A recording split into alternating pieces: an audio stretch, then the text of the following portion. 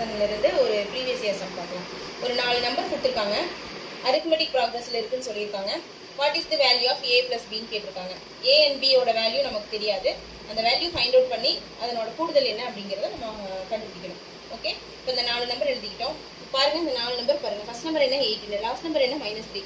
So 18லேருந்து -3 போயிருக்கு அப்படின்னா என்ன, இது வந்து மைனஸ்ல போயிருக்கு, குறைஞ்சிட்டு போயிருக்கு. சரி, ஓகேவா?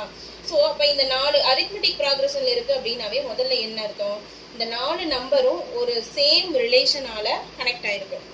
அதாவது 18லிருந்து ஒரு நம்பரை மைனஸ் பண்ணும்போது நமக்கு ஏ கிடைக்கும், ஏலிருந்து அதே சேம் நம்பரை மைனஸ் பண்ணும்போது பி கிடைக்கும், பிலிருந்து அதே சேம் நம்பரை மைனஸ் பண்ணும்போது நமக்கு -3 கிடைக்கும். ஓகேவா? ஸோ அந்த நம்பர் என்னங்க நம்ம ஃபைண்ட் அவுட் பண்ணணும். எப்படி பண்ணலாம் பாருங்க. ஃபர்ஸ்ட் நம்பர் என்ன 18, 18லிருந்து லாஸ்ட் நம்பரை மைனஸ் பண்ணுங்க. ஆல்ரெடி அது -3 இருக்குது, ஸோ ப்ராக்கெட்ல போட்டுக்கணும். So 18 minus into minus plus 3, 18 + 3 என்ன 21. இப்போ வந்து எவ்வளோ எத்தனை கேப் இருக்கு, 1 2 3 3 கேப் இருக்கு. ஸோ 3 பார்ட்டா இருக்கனால டிவைடட் பை 3 பண்ணும்போது தான் நமக்கு ஒரு பார்ட்டோட வேல்யூ என்ன அப்படிங்கிறது தெரியும். ஸோ டிவைடட் பை 3 என்ன 7ஆ? ஸோ 7 இப்போ மைனஸ்ல தானே இருக்கு, குறைஞ்சிட்டு போதில்ல. ஸோ -7 -7 -7.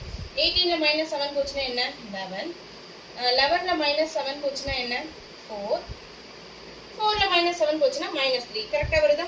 ஓகே, அவ்வளவுதான். A ஓட வேல்யூ 11, B வந்து 4. So A + B 15. Answer option C 15. Okay, thank you.